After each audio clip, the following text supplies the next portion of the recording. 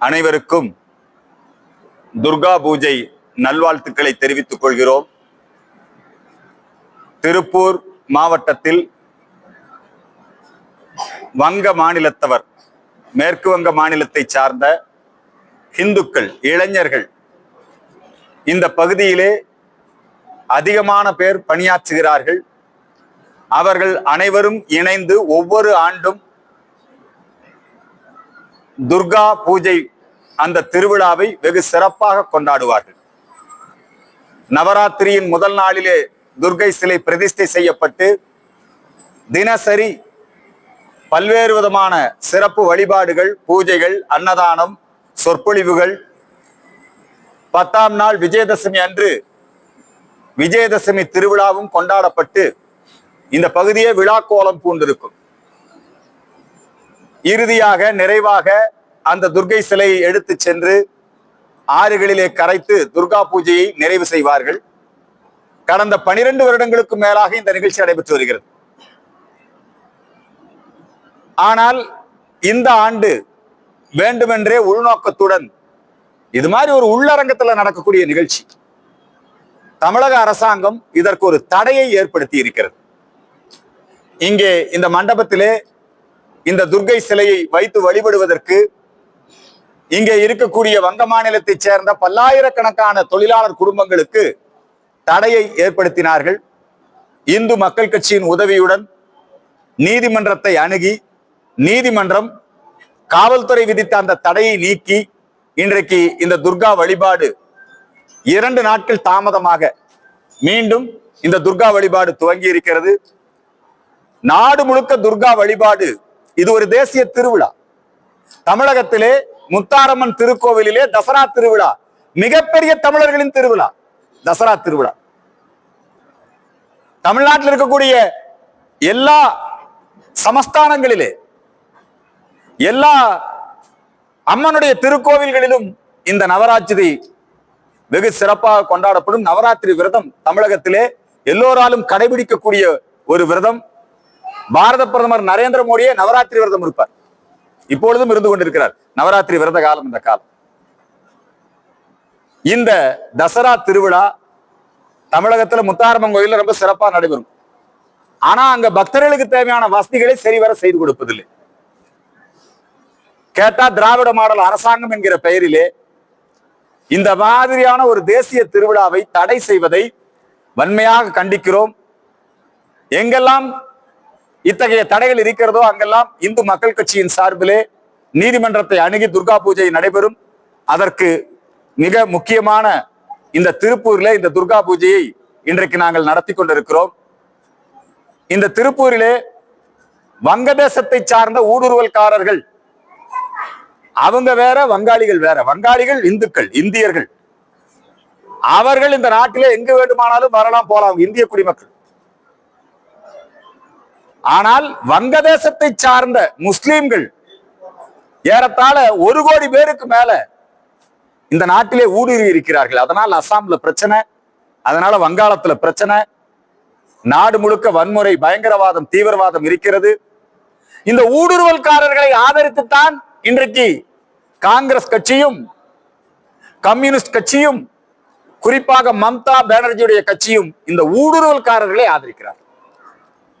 பீகார் தேர்தலிலே இந்த ஊடுருவல்காரர்களுக்கு, இந்தியாவின் குடிமக்கள் அல்ல, சட்டவிரோத குடியேறிகள், இந்த ஊடுருவல்காரர்களுக்கு வாக்குரிமை அதை கொடுக்க வேண்டும் என்கின்ற ரீதியிலே அவர்களுடைய போராட்டம் அமைந்திருக்கிறது. அதை முறியடிப்பதற்காகத்தான் இன்றைக்கு தேர்தல் ஆணையமும் நம்முடைய மத்திய அரசாங்கமும் நடவடிக்கை எடுத்து வருகிறது. தமிழகத்திலும் வங்கதேசத்தை சார்ந்த இஸ்லாமியர்களுடைய ஊடுருவல், குறிப்பாக திருப்பூர்ல பாத்தீங்கன்னா ஒருத்தன் இங்க வந்து பேங்க்ல லோன் வாங்கி வீடு கட்டி இங்க வந்து 6-7 பேர் தேச விரோத செயலிலே ஈடுபட்டவர்கள், இவர்கள் எல்லாம் கைது செய்யப்பட்டிருக்கிறார்கள். நம்முடைய மாவட்ட நிர்வாகம், உள்ளூர் காவல்துறை, இவர்களெல்லாம் NIA தேசிய புலனாய்வு போலீசாருக்கு ஒத்துழைப்பு கொடுக்க வேண்டும். இன்னும் ஏராளமான ஊடுருவல்காரர்கள் இந்த திருப்பூரிலே இருக்கிறார்கள். அவர்களை வெளியேற்றுவதற்குரிய நடவடிக்கைகளை இந்த அரசாங்கம் மேற்கொள்ள வேண்டும் என்கிற அந்த கோரிக்கையை இந்த நேரத்திலே முன்வைக்கின்றோம். நம்முடைய திருப்பூரிலே சமீபத்திலே நடந்த ஒரு கூட்டம் நாடு முழுக்க நம்முடைய மத்திய அரசாங்கம் ஜிஎஸ்டி வரி விதிப்பிலே மிகப்பெரிய மாற்றத்தை செய்து சீர்திருத்தத்தை செய்து வரி குறைப்பை செய்திருக்கிறது. இதனால திருப்பூர் போன்ற பகுதிகள் தொழிலிலே மிகப்பெரிய அளவிலே வளர்ச்சி அடைவதற்கான சாத்தியக்கூறுகள் உருவாகி இருக்கிறது.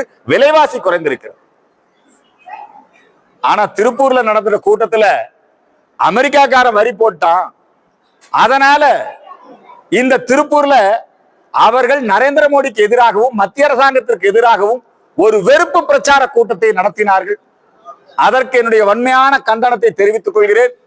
அதுல திருப்பூர் ஏற்றுமதியாளர் சங்கத்திலே ஊடுருவி இருக்கக்கூடிய திமுக காரர்கள் அப்படி ஒரு நிர்பந்தத்தை ஏற்படுத்தி இருக்கிறார்கள். விரைவில் இந்து மக்கள் கட்சியின் சார்பிலே ஜிஎஸ்டி வரி விதிப்பு சீரமைக்கப்பட்டு விலைவாசியை குறைத்த நம்முடைய பாரத பிரதமர் நரேந்திர மோடி இது நவராத்திரிக்கு கொடுத்திருக்கக்கூடிய பரிசு, தீபாவளி பரிசு என்றுதான் இந்த விலைவாசி குறைப்புக்கு ஏற்பாடு செய்திருக்கிற அந்த ஜிஎஸ்டி வரி விதிப்பை மாற்றி அமைத்திருக்கிறார். ஆனா இங்க இருக்கக்கூடிய கம்யூனிஸ்டுகள் வேண்டுமென்றே திட்டமிட்டு, ஆளுங்கட்சி வேண்டுமென்றே திட்டமிட்டு இந்த ஜிஎஸ்டி வரி விதிப்பினுடைய பலன் இந்த திருப்பூர் மக்களுக்கு கிடைக்க விடாமல் சதி செய்து கொண்டிருக்கிறார்கள். அவதூறு பிரச்சாரம், வெறுப்பு பிரச்சாரம் செய்து கொண்டிருக்கிறார்கள்.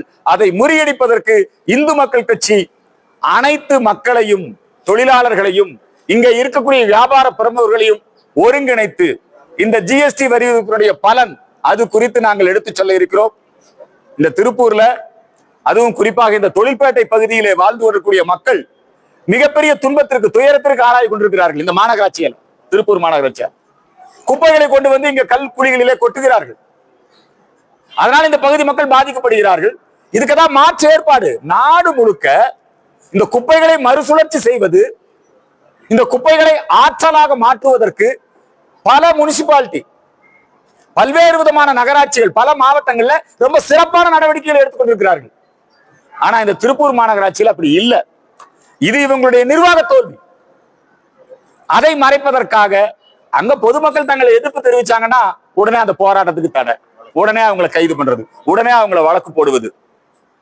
எப்படி தூய்மை பணியாளர்களை சென்னையிலே ஒடுக்கினார்களோ, தூய்மை பணியாளர்களை எப்படி துன்புறுத்தினார்களோ, அதே மாதிரிதான் இங்கே இந்த பகுதியிலும் இது நடைபெற்றுக் கொண்டிருக்கிறது. இந்த மாநகராட்சி, திருப்பூர் மாநகராட்சி, பொதுவாக உள்ளாட்சி அமைப்புகள் தமிழகம் முழுக்க ஊழல் தான். நீங்க மதுரையில தெரியும், மாநகராட்சி ஊழியர்கள் நியமனம், வரி விதிப்பு, இதுல எல்லாமே ஊழல். இவங்களுக்கு சாதகமானவங்களுக்கு குறைவான வரி விதிக்கிறது. அது மிகப்பெரிய ஊழலாகி இன்னைக்கு போலீஸ் கைது வரைக்கும் போயிருக்குது. இந்த மாதிரி மாநகராட்சி எல்லாம் ஊழல் மயமாக இருக்கிறது. எனவே இந்த திருப்பூர்ல இந்த குப்பை கொட்டும் பிரச்சனைக்கு, கல்குழியிலே குப்பை கொட்டும் பிரச்சனைக்கு நிரந்தர தீர்வு காண வேண்டும். அதற்கான மாற்று திட்டங்களையும் அதற்கான மாற்று வழிகளையும் இந்து மக்கள் கட்சி தெரிவிக்கும். மக்களை திரட்டி இதற்காக போராட்ட களத்திலே இந்து மக்கள் கட்சி இருக்கும் என்பதை தெரிவித்துக் கொள்கிறேன். அடுத்து ரொம்ப முக்கியமான விஷயம், இந்த நாட்டையே உலுக்கிய விஷயம், கரூரிலே ஜோசப் விஜய் தமிழக வெற்றி கழகம் மக்கள் சந்திப்பு நிகழ்ச்சி. தமிழக அரசியல் வரலாற்றில், ஏன் இந்திய அரசியல் வரலாற்றிலேயே இத்தனை பேர் பலியான சம்பவம் நடந்தது கிடையாது. 40க்கும் மேற்பட்டோர். அநியாயம், அக்கிரமம், மனித உயிர்களுக்கு மதிப்பு இல்லையா? தமிழகம் என்பது சினிமாக்காரர்கள் மீது சினிமா மோகம் தமிழகத்தில் அதிகம். அது நாங்க ஒத்துக்கிறோம். ஒரு நடிகர் நடிகை வந்தா பாக்குற கூட்டம் கூடுவான். அப்படி கூட்டம் கூடுவாங்க அப்படிங்கிறது எல்லாருக்கும் தெரியும், அரசாங்கத்துக்கும் தெரியும். இந்த அரசாங்கம் ஒரு கையாலாகாத அரசாங்கம், இந்த கூட்டத்தை சமாளிக்க முடியாத ஒரு அரசாங்கம். இந்த அரசாங்கம் எதிர்க்கட்சிகள், அது தாவேகாவாக இருந்தாலும், பாஜகவாக இருந்தாலும், அதிமுகவாக இருந்தாலும், இந்த அரசாங்கம் அவர்களுடைய பிரச்சாரங்களுக்கு, எதிர்க்கட்சிகளின் பிரச்சாரங்களுக்கு அனுமதியே கொடுப்பது கிடையாது. அனுமதி கொடுத்தா ஆம்புலன்ஸ் வரும். எடப்பாடி கூட்டத்தில் ஆம்புலன்ஸ் வரும், தாவேகா கூட்டத்தில் ஆம்புலன்ஸ் வரும். எப்படியாவது எதிர்க்கட்சிகளுடைய கூட்டத்தை சீர்குலைப்பது அவர்களுடைய திட்டம். என்ன வேணா அரசியல் பண்ணலாம், மக்களுடைய உயிர்களோடு விளையாடலாமா? இதுக்கு முழு பொறுப்பு ஏற்கனவே கள்ளச்சாராய மரணங்கள் நிகழ்ந்தது. 50க்கும் மேற்பட்டோர் மரணம் அடைந்தார்கள். அப்ப சிஎம் நேர்ல போகல, முதலமைச்சர் மு க ஸ்டாலின் நேர்ல போகல, இங்க மட்டும் நேர்ல வந்துட்டார். எல்லா மந்திரிகளும் வந்துட்டாங்க. எல்லா குடும்பங்களுக்கும் பணம் கொடுக்கறாங்க, நிவாரணம் 10 லட்சம் கொடுக்கறாங்க. உடனே அவங்க தாவேகா 20 லட்சம் கொடுக்கறாங்க, பிஜேபி பணம் கொடுக்கறாங்க, எல்லாரும் பணம் கொடுக்கறாங்க. ரைட், பாதிக்கப்பட்டவர்களுக்கு நிவாரணம் கொடுக்கட்டும். இது இனிமேல் நடக்காம இருக்கிறதுக்கு என்ன நடவடிக்கை எடுக்க போறீங்க? இனி இத்தகைய ஒரு சம்பவம் நடக்கக்கூடாது. இதுக்கு யார் பொறுப்பு? நடந்து விட்ட மரணங்களுக்கு நீதி வேணுமா வேண்டாமா? இந்த ஒரு நபர் விசாரணை ஆணையம் எப்பவுமே ஒரு பிரச்சனையை தீர்க்கணும்னா அதுக்கு ஒரு விசாரணை கமிஷன் போர்டுங்கிறது தான் ஐயா கருணாநிதி அவர்கள் கற்றுக் கொடுத்த பாடம். ஒரு பிரச்சனை அதை தீர்த்து வைக்கணும்னா அதுக்கு ஒரு விசாரணை கமிஷன் போட்டா அது தலையில கல்ல போட்டதா அர்த்தம். இந்த விசாரணை கமிஷன், அந்த அம்மா நேத்து விசாரணையை துவக்குறாங்க, மாண்புமை நீதிபதி விசாரணை துவக்கும் போது பின்னாடி இருந்து சொல்லி கொடுக்குறாங்க. இதெல்லாம் அந்த காட்சிகளா வந்துட்டு இருக்கு. இது ஒரு கண் துடைப்பு. தேவை சிபிஐ விசாரணை. 40 உயிர் பலியாகி இருக்குங்க. இந்த உயிர்கள் பலியானதற்கு என்ன காரணம்? தாவேகா காரணமா? தாவேகாவை தடை பண்ணுங்க. ஜோசப் விஜய் காரணமா? ஜோசப் விஜய் கைது பண்ணுங்க. இந்த அரசாங்கம் காரணமா? இந்த அரசாங்கத்தை டிஸ்மிஸ் பண்ணுங்க. சட்ட நடவடிக்கை எடுக்கப்பட வேண்டும், வழக்கு பதிவு செய்யப்பட வேண்டும். மத்திய அரசு வேடிக்கை பார்க்க கூடாது. இந்த அரசாங்கம் நடவடிக்கை எடுக்காது. கண் துடைப்பு நடவடிக்கை தான் இந்த அரசாங்கம் பண்ணுவது எல்லாமே. கள்ளச்சாராய மரணங்களுக்கு யார் மேல இந்த அரசாங்கம் நடவடிக்கை எடுத்திருக்கு? இதை விட அதிகமான மக்கள் எடுத்தார். இந்த தமிழக அரசாங்கத்தை மத்திய அரசு கவர்னர் விளக்கம் கேட்டிருக்காரு. சும்மா விளக்கம் கேட்டு என்ன பிரயோஜனம்? கவர்னர் நடவடிக்கை எடுக்கணும். இந்த கவர்மெண்ட் சஸ்பெண்ட் பண்ணணுமா இல்லையா? மாவட்ட ஆட்சித்தலைவர், காவல்துறை கண்காணிப்பாளர், அவங்க சொல்லக்கூடிய தகவல் வேற விதமா இருக்குது. ஆனா மக்கள் கொடுக்கக்கூடிய வாக்குமூலம் வேற விதமா இருக்குது. இவ்வளவு பெரிய தவறு நடந்திருக்கிறது. இதுக்கு அவங்களை பனிஷ் பண்ணணுமா இல்லையா? ஆளுநர் இந்த அரசாங்கத்தை சஸ்பெண்ட் பண்ணணும். இல்லன்னா இந்த மத்திய அரசுக்கு ஆளுநர் பரிந்துரை செய்யணும், இந்த கவர்மெண்ட் டிஸ்மிஸ் பண்ண சொல்லி. அதிமுக ஆட்சி காலத்துல இத்தனை பேர் செத்து போயிருந்தா உருவான திமுக காரன் இந்த மாதிரி மரணம் நடந்திருந்தா என்ன அரசியல் பண்ணிருப்பாங்க? இன்னைக்கு இங்க அழுகை அரசியல், பீனா அரசியல் நடத்துறாங்க. தமிழகத்துல இன்னும் வருங்காலத்துல எல்லாரும் பெரிய பெரிய கூட்டத்தை சேர்த்து காட்டி தங்களுடைய செல்வாக்கை நிரூபிப்பதற்கு கூட்டம் சேர்த்துகின்ற அந்த யுக்தியை தான் எல்லா அரசியல் கட்சியும் அதை மாத்தணும். கூட்டம் சேர்த்துறாங்க. அந்த கூட்டம் கூடுகின்ற மக்களுக்கு தேவையான அடிப்படை வசதிகள் அவர்கள் கூடி பத்திரமாக திரும்பி செல்ல வேண்டும். இதுக்கெல்லாம் புதிய வழிமுறைகள் கண்டுபிடிக்கப்பட வேண்டும். இப்ப மத்திய அரசு கூட நீங்க பாத்தீங்கன்னா இதுக்கு உடனடியாக பிரதமர் நரேந்திர மோடி இரங்கல் தெரிவித்திருக்கிறார். மனிதாபிமான அடிப்படையிலே அவர்கள் குடும்பத்திற்கு நிவாரணம் அறிவித்திருக்கிறார். உடனடியாக பிஜேபி தலைவர்கள் அங்கு போய் பார்த்திருக்கிறாங்க. நிவாரணம், மீட்பு பணி இதுதான் இப்போ முதல் கட்டம். ஆனால் அடுத்தது மத்திய அரசு, இந்த திமுக அரசு தவறு செய்திருக்கிறது. தமிழக வெற்றி கழகம் தவறு செய்திருக்கிறது. ஜோசப் விஜய் தவறு செய்திருக்காரு. அவர் நடத்தின 3 நிகழ்ச்சியிலுமே பிரச்சனை தான். கூட்டத்தை கண்ட்ரோல் பண்ண முடியல. கோவையில் நடந்த நிகழ்ச்சியிலையும் கண்ட்ரோல் பண்ண முடியல. அவங்க தொண்டர்களை அவங்கனால கண்ட்ரோல் பண்ண முடியல. அப்புறம் எதுக்கு அவங்க கூட்டம் நடத்துறாங்க? இப்பதான் வாட்ஸ்அப் இருக்குது, யூடியூப் இருக்குது. பாருங்க, இன்னைக்கு கூட விஜய் ஒரு வீடியோ போட்டிருக்கிறார். வருத்தத்தோட சிஎம் சார் எங்களை பழி வாங்காதீங்கிறார். அப்படிதானே போட்டிருக்காரு. இன்னைக்கு ஒரு வீடியோ போட்டு சிஎம் சார் எங்களை பழி வாங்காதீங்க, இறந்தவங்களுக்கு இரங்கல். சரிங்க, தமிழக வெற்றி கழகத்தினுடைய திட்டம் என்ன? தமிழக வெற்றி கழகம் மேலும் இதே மாதிரிதான் நடந்துட்டு போகுதா? அந்த தொண்டர்களை நீங்க 3 நிகழ்ச்சி நடத்தினீங்களே, முதல்ல உங்களை கொஞ்சம் பாருங்க மிஸ்டர் விஜய். நீங்க 3 நிகழ்ச்சி நடத்தினீங்க. 3 நிகழ்ச்சியிலையும் உங்களுடைய தொண்டர்களை உங்களால கண்ட்ரோல் பண்ண முடியுதா? கட்சி கலைச்சிட்டு போங்க. எதுக்கு உங்க அரசியல்? மக்கள் பலியாக வேண்டுமா? இந்த பிண அரசியல் உங்களுக்கு வேண்டுமா? உங்கள் அணுகுமுறையை மாத்துங்க.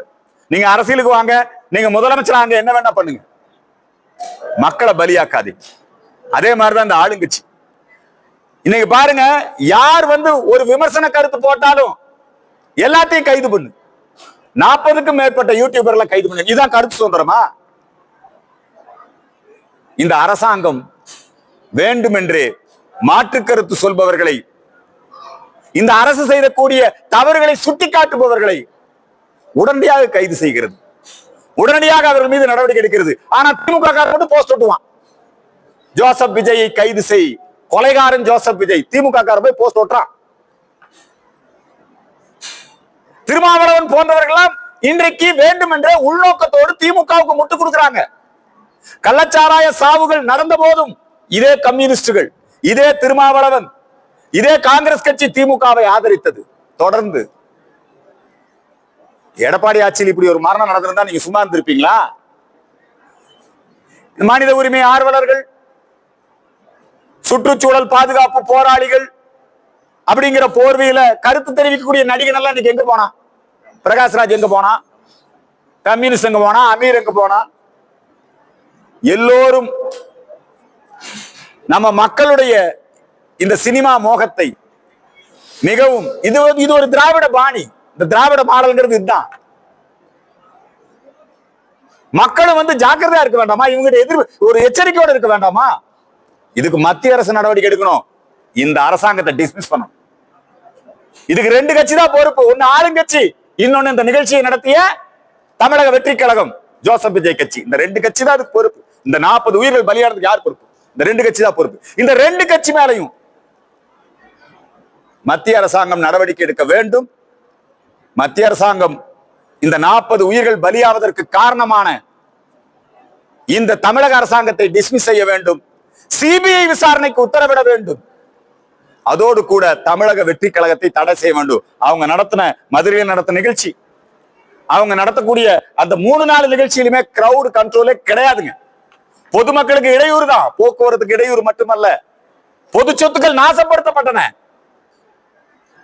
விமான நிலையத்துல எல்லாம் எகிரி குதிச்சு போனா கோயம்புத்தூர்ல இல்லையா? எல்லா இடத்துலயும் மரத்து மேல ஏறி கீழே விழுந்து மிகப்பெரிய பாதிப்புகள் தான் ஏற்படுது. அதனால இந்த தமிழக வெற்றி கழகம் தான் அதுக்கு பொறுப்பு. அதை தடை பண்ணணும் அந்த கட்சியை.